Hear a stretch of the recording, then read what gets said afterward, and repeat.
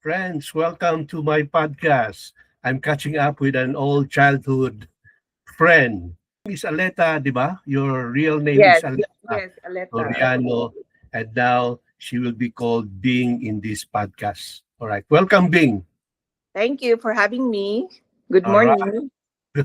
good morning to you as well. I know it's a bit cold right now in Tennessee, right? Yes, I'm in Tennessee. We're having a snowstorm. Mhm. Wow. Sa imong gipakita nga picture, barag baga-baga dito nga snow ba? Yeah, we're stuck inside. This is a good time to talk. Yeah, so very timely ako ang ano sa mo reach out. So Bing, uh, for my viewers, can you tell us a little bit more of yourself? Go ahead and introduce yourself. Yes, I'm being Flores. I came here in the United States July of 1993. I was 23-year-old full-fledged nurse from the Philippines, and I'm so excited to work here in the U.S. for a greener pasture. They always say when you go to the U.S., you'll have prosperity. Yes. So that's why there's always been a greener pasture in the United States. So that's why from the third world, Philippines, you say, oh, I want to go there so that I will have a greener pasture as well. So when you came here, you work, work, work, work. The reality is not there. The Exactly. reality is different. So when you come here, you realize, okay, you're excited at first because you can buy everything you want here. Mm. That's the beautiful part. In the Philippines, you're wealthy, you're rich, you're poor. You cannot buy what the wealthy can buy. But here, Yes. regardless of what your status, you can actually buy everything what they can buy. Yes. The only Exactly. thing is you have to swipe your credit card. All right. So thank you for that Yeah. short introduction, Bing. I know we'll be spending more time later on your expertise on finances, but tell us right now. I mean, I know you said you are a nurse by profession, and then you Mhm. came here in the U.S. as a nurse practitioner, and now you're into financial institution. Before we will talk about the financial side, pag-usapan natin muna yung pagka-nurse mo diyan sa ano, sa Tennessee. Okay, so when I started here, they hired me as a labor and delivery nurse when I was 23. So I worked there for 4 years. And then after that, I worked in the University of Tennessee as a transplant nurse, a liver transplant. And then after that, uh, I went to a trauma hospital. So I went to being a trauma nurse. And as you get older, your body cannot already handle stress. You move to the VA where you're just cruising as a nurse. Meaning Veterans Hospital? Veterans Hospital. Okay, yeah, okay, I get it. Mm. So that's the transition. And then after that, I realized when I was there working, people are not retiring, even if Mm, they're beyond their age to retire. And I asked them, they said, because I cannot afford to retire. mm. Yeah. So that's my nursing. Alright. You're into nursing when you got here in the US. What happened next? I mean, what uh, what made you decide to focus on how do you call that industry that you are in right now? We are in a financial industry. Oo, na Financial. for focus on financial literacy. Okay. Yes, because that's the part where it was neglected. We for the Yes. Mhm. middle class Americans. Mm. So, can you tell us more about just give us in a nutshell first, and then if I have question, then tatanong ako kung ano yung gusto kong itanong. Okay, so when they shared it with me about financial literacy, the basic solid foundation is like, in your spiritual life, for you to be solid in your faith, you have to have a solid spiritual foundation, which means knowledge about it, right? Of what you are believing in. Same thing Mhm. sa finances natin. When they shared it with us, marami akong utang that I carried along. Now I'm being vulnerable. No, marami akong utang kahit marami akong income as a nurse, 23 years old dumating, mataas din ang lifestyle ko. Mhm. Kasi nag-demand din ang aking increase ng salary, tumaas din ang lifestyle ko, magastos ako masyado. So when I got married to a Filipino, nadala ko yung utang ko nung pagka-single ko. So Okay. sabi niya, nung nag-married na kami, bakit akala ko nurse ka? Ba't ka sabi mong utang? O, di ba? Because why? Not knowing. Oh, kasi akala ko lahat, I said, when I work hard, I have to play hard. So Mhm. that's what I did. I work hard and I play hard. It becomes a cycle. Work Mhm. hard, play hard, and then as you get older, hindi mo na malaman na pagod na yung katawan mo sa katrabaho. Mhm. Tapos sabihin Pero mo, do you really love nursing? I mean, mahal mo talaga yung course mo or yung degree mo? oo, I've been a nurse na matagal na I mean, when I was labor and delivery nurse, naging employee of the year ako sa kanila. Pagka punta ko sa BA din, employee of ano din, ganyan din, nurse of the year. Kasi Mhm. I put all my effort, but then your body is aging and that's the reality. Hindi mo na kaya yung ganong stress level. So tinatanggap mo na yan, You're in the stage. Oo. Oo. Alright. You have to accept it with grace. Okay, yeah. Alright. Mm-mm. So, uh, so that's the whole, no, I mean, the whole basic Oo. industry Oo. message to Tapos be. yung shinare nila sa akin yung foundation lang, yung simple lang pala. Financial foundation, you set goals and then you take action. Mhm. So ganun lang, set goals and take action. Tapos, paano ka mag-set goals eh, hindi mo nga alam paano mag-put up ng foundation kasi wala kang kaalam-alam. Kaya ka merong financial literacy. Alamin mo ang sistema sa Amerika kasi kung hindi, America is not a community ship. Western world is not community ship. Hindi ba sa Pilipinas na pag nagkasakit ka, nandyan ang nanay, tatay ko, auntie ko, magtutulungan kami. Dito kasi individualism. Yung Yes, bang magkasakit ka, bahala kayong maghanap ng ways and means. paraan. Oo, yes. Paraan. It's not like in Asia where you help each other. Yeah. I think that's embedded doon sa concept nila ng freedom na you have to, work on your, way up. Parang Yeah. ganun yung idea ng Amerika eh. And then to the extent na pati yung finance or health and other financial things. Dito Mm-mm. ka ng trabaho, homeless ka talaga. Homeless Diba? ka. Unlike sa Pilipinas, hindi ka naman ma-homeless eh dahil maraming kung medyo Tutulong. matyaga ka lang, pwede namang makitira ka or you Mhm. can have the nerve to stay with your family members or your relatives, no? Or even to strangers, di ba? Yes. Ka, pero dito sa Amerika, hindi mo pwedeng magawa yan eh. So when you are sending some links for your seminars and everything, Mm-mm. di ko alam, I know I'm having parang tinutuluan ko lang yung sarili ko eh. Mm-mm. Because we have that in the church also, financial literacy under welfare program. Mm-mm. But then I don't get you extending help or leads, for me to be educated on this aspect. So Oo. kindly enlighten me kung ano yung parang end goal ba or ano ba Oo. ano ba sa iyo sa akin dito, parang ganun ba? Okay. So then, yung kagaya ng sinend ko sa'yo na estate planning workshop, no? Hmm.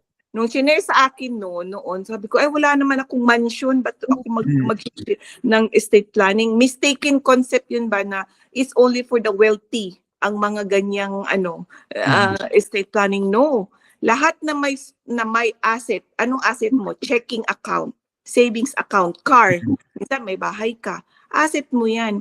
Kung wala kang dokumento sa Amerika, sino magde-decide for you is not your family.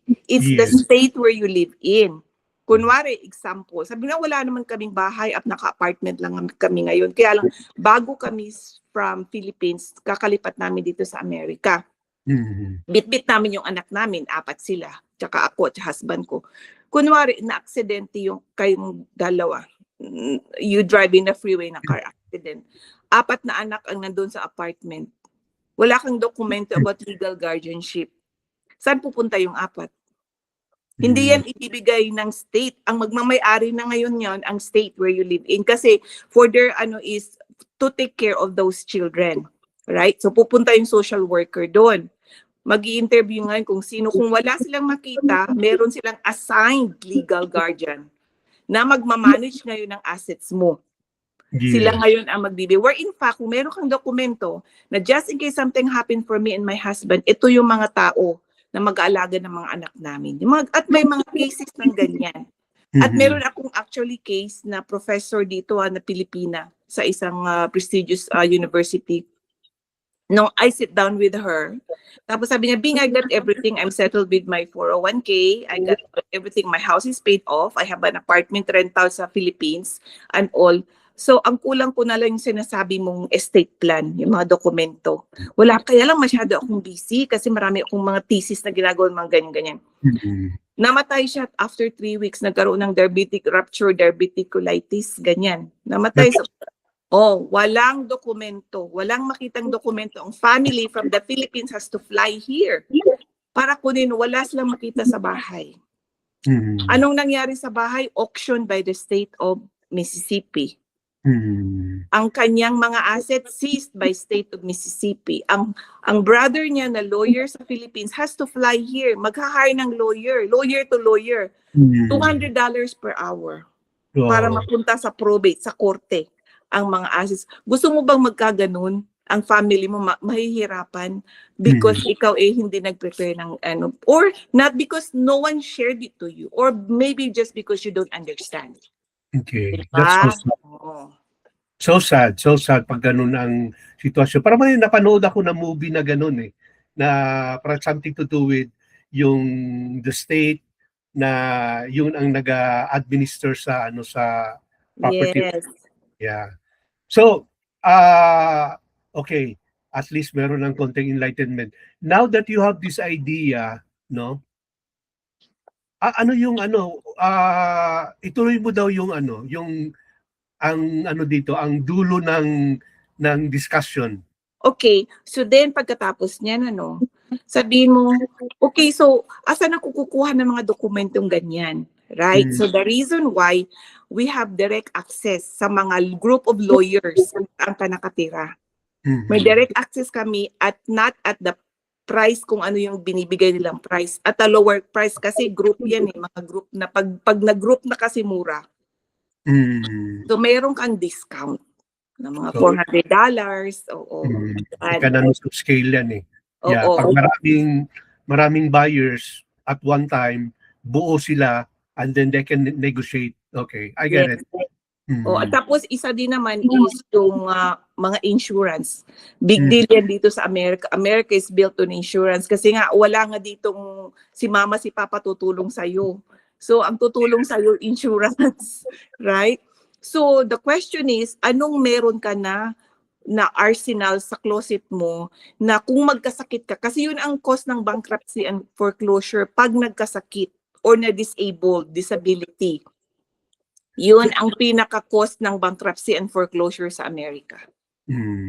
So, sa amin, just because we educated a lot of people, our office alone already put up a claim sa mga insurance companies out there.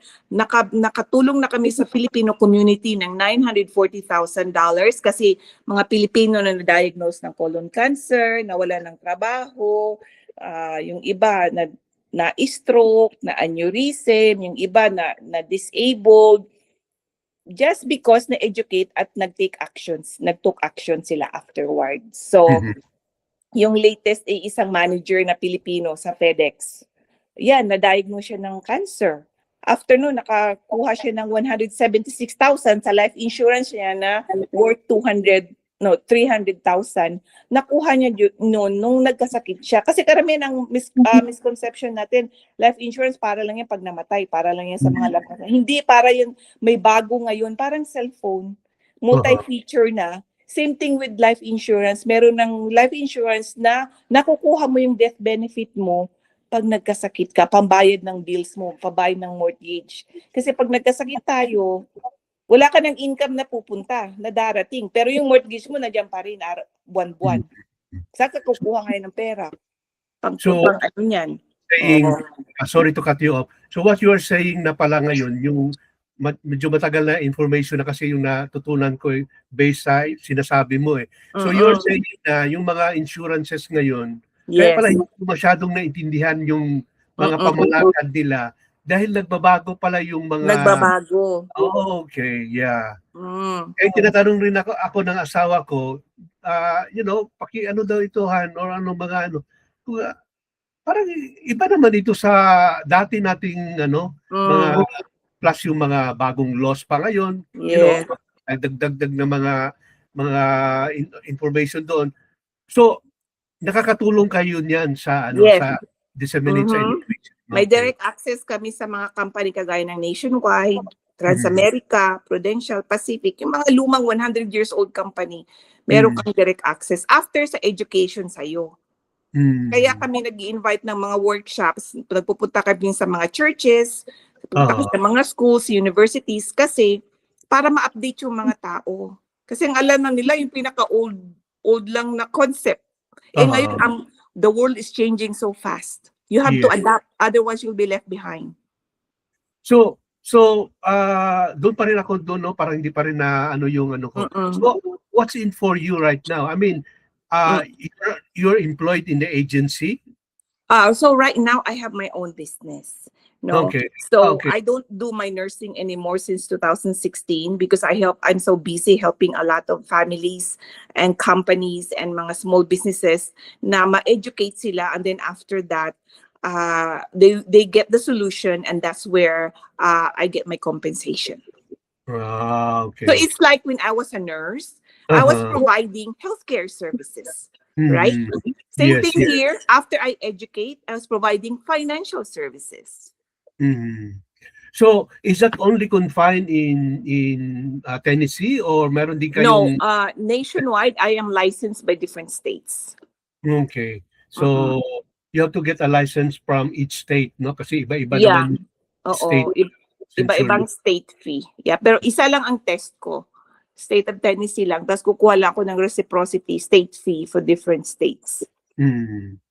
So in my case, for example, kung medyo may alam ako niyan, or meron na ako training, meron ako everything, and then what do I need? Like, so after we educate you, so when you're informed, then you realize, me, myself, and my whole family don't have all of these. I need to update our arsenals, and then I want to make sure that our foundation is solid. Kaya ako, I will provide everything. I will also make sure that my kids also have their own documents. You know, so all those things para while we're raising our family, we also have our foundation in place na makakatulog ka at night kasi everything is already set up. Okay. Kasi in a split second, life will change. Yes. And we don't know. That's on in both or in some multi-facet aspect of our lives, no? Health mo, pag nagkasakit ka, na-slide ka lang, or you know, boom, na-aksidente ka, boom, di ba? Or job loss, isa job loss. Nawalan ka ng trabaho, boom. Ayan. Alright. Kaya importante din mag-save kasi kung mawala ng trabaho, doon ka kukuha sa emergency fund mo. Okay. Save. Konti-konti kahit na konti-konti lang, no? Yeah. So, is there anything more you want to say na medyo this will end up or wrap up our discussion? Yeah, if you want to know more about what I do, because this has been really rapidly spreading all over the US and Canada, you can have this as your business and you can still work as whatever you're working or whatever your profession right now. And then after that, when you become, busy with what you do here, then you can transition to work here because then you have freedom, you have flexibility kasi that's the most important part. Mayroon kang flexibility, tsaka lifestyle. Kasi pag once you are really working here and you make a difference to people, then these financial companies will give you free international trips So, mag-enjoy ka rin sa family mo with them. And then, purpose. Yun ang importante, it's purpose. Kasi ang purpose mo dito is different from kung ano yung nursing profession ko noon, is also different. Kasi ang dami ko nang natulungan ngayon na nagpasalamat. Thank you for sharing this with us many years ago. Now, it really helped us now. Now we understand. So, ganun na mga case. So, if you want to... Sabi ko na rin yan ngayon na now I understand.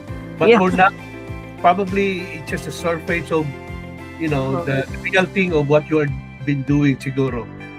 So, well, thank you so much, Bing, for this wonderful time together, no? Nakaka-catch up na ako ng friends, nag-learn pa ako. Yes. Ibibigyan kita ng debt management mamaya na flyer. All For right. 7 p.m. O, di ba? Yeah. All right. So, thank you, Bing. Okay. Keep warm, no? Yeah. Meron pa ba kayo ini-expect na snow or wala na? Wala na, pero syempre magte 10 degrees daw, so baka mag-ice ang snow.